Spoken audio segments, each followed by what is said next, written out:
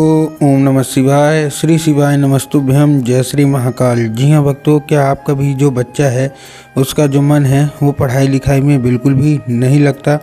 आप लोग बहुत ज़्यादा परेशान हैं उसकी पढ़ाई को लेके कि आखिरकार हमारा जो बच्चा है वो पढ़ता क्यों नहीं है। आप लोग बहुत ज़्यादा परेशान हैं उसके लिए कि आखिर ऐसा क्या हो गया जिसके कारण आपके बच्चे का जो मन है वो पढ़ाई की ओर नहीं लगता। तो आपको परेशान होने की बिल्कुल भी आवश्यकता नहीं है कि आज जो मैं आपको उपाय बताने वाला हूँ, अगर उसको आपने ध्यान से सुन के और अच्छे तरीके से कर लिया तो अवश्य रूप से आपका जो भी बच्चा है जिसका भी मन पढ़ाई लिखाई में नहीं लगता, अवश्य रूप से उसका जो मन है वो पढ़ाई की ओर लगेगा ही लगेगा और पढ़ाई की ओर आकर्षित होगा ही होगा।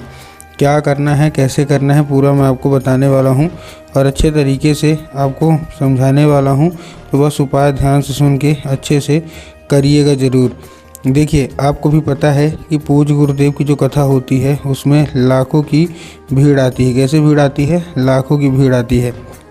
और जब गुरुदेव की कथा में लाखों की भीड़ आती है तो वहाँ ज़्यादातर जो भक्त होते हैं वो क्या करते हैं, पत्र के द्वारा अपनी इच्छा और पत्र के द्वारा अपनी मनोकामना जो होती है वो गुरुदेव तक पहुँचाते हैं। तो अभी गुरुदेव की कथा चल रही थी, आज से 4 से 5 महीना पहले की बात है। गुरुदेव की कथा चल रही थी और गुरुदेव की कथा में लाखों की भीड़ आई। अब जब गुरुदेव की कथा में लाखों की भीड़ आई तो वहाँ ज़्यादातर जो भक्त थे उन्होंने क्या किया, पत्र के द्वारा अपनी इच्छा और अपनी मनोकामना जो थी वो गुरुदेव तक पहुँचाई। अब जैसे ही गुरुदेव के पास पत्र पहुँचा और गुरुदेव ने पत्र पढ़ा तो वहाँ गुरुदेव ने देखा कि ज़्यादातर जो भक्त हैं उनकी क्या है, केवल और केवल एक ही इच्छा और एक ही मनोकामना है। क्या कि गुरुदेव, हमारा जो बच्चा है ना उसका जो मन है वो पढ़ाई की ओर बिल्कुल भी नहीं लगता। कृपया करके कोई उपाय बता दें ताकि हमारे जो बच्चा है उसका जो मन है ना वो पढ़ाई की ओर लगे, पढ़ाई की ओर आकर्षित हो। हम लोग बहुत ही ज़्यादा परेशान हैं। हमने उसके पीछे क्या कुछ नहीं किया, बहुत अच्छी उसको स्कूल में डाल के रखा है, बहुत अच्छा उसको कोचिंग ट्यूशन दे रहे हैं, हर एक तरह की सुख सुविधा दे रहे हैं, लेकिन फिर भी जब बात पढ़ाई की आती है तो क्या होता है, जब बात पढ़ाई की आती है तो कहीं घूमने चला जाएगा, कहीं खेलने चला जाएगा, कहीं कुछ करने लगे, कहीं कुछ, लेकिन पढ़ेगा बस बिल्कुल भी नहीं। हमको भी समझ में नहीं आता कि आखिर ऐसा क्या हो गया जिसके कारण हमारा जो बच्चा है वो नहीं पढ़ता। कृपया करके कोई उपाय बता दे। अब जब गुरुदेव ने देखा तब गुरुदेव ने 2 से 3 उपाय बताए और कहा केवल और केवल ये उपाय कर लेना, जो भी दिक्कत है, जो भी समस्या है वो अवश्य रूप से क्या होगा, पूरा होगा ही होगा और आपका जो बच्चा है अवश्य रूप से पढ़ाई की ओर आकर्षित होगा ही होगा। अब जैसे ही गुरुदेव ने उपाय बताया तो लोगों ने जा जाके इस उपाय को घर में करना शुरू कर दिया। अब जैसे ही लोगों ने जा के इस उपाय को घर में करना शुरू कर दिया, वही लोग गुरुदेव की कथा में मात्र 1 से 1.5 महीने के बाद वापस आए। और जब वही लोग गुरुदेव की कथा में वापस आए तो उन्होंने क्या किया, फिर से एक बार गुरुदेव को पत्र लिखा, लेकिन ये वाला जो पत्र था ये गुरुदेव को धन्यवाद के रूप में पत्र लिखा कि गुरुदेव धन्य हो आपका, आपके द्वारा बताया गया उपाय हमने कर लिया है, हमारी सारी इच्छा सारी मनोकामना जो है वो पूरी हो गई है, आपका कोटि कोटि धन्यवाद। जी हाँ दोस्तों, अगर आपको भी जानना है कि आखिर ऐसा कौन सा उपाय है जिसको करने मात्र से सारी इच्छा मनोकामना जो है वो पूरी हो जाती हैं, तो चलिए हम बताते हैं आपको आज की इस वीडियो के माध्यम से कि आपको करना क्या है। तो बस उपाय ध्यान से सुन के अच्छे से करिएगा ज़रूर। लेकिन उसके पहले चैनल पे अगर पहली बार आए हैं और आवाज़ मेरी पहली बार सुन रहे हैं तो वीडियो कर दें लाइक और चैनल को भी कर लें सब्सक्राइब, ताकि पूजनीय पंडित प्रदीप जी मिश्रा के रोज़ नए नए उपाय जो कि मैं उनकी कथा से सुनता हूँ, श्रवण करता हूँ, सबसे पहले मैं आपको प्राप्त करा सकूँ। ठीक, तो देखिए जो हमारा सबसे पहला उपाय है, इस उपाय में आपको लेना क्या है, इस उपाय में केवल आपको 3 क्या लेना है, काली तिल, और 3 काली तिल के साथ साथ आपको एक लेना है एक धतूरा।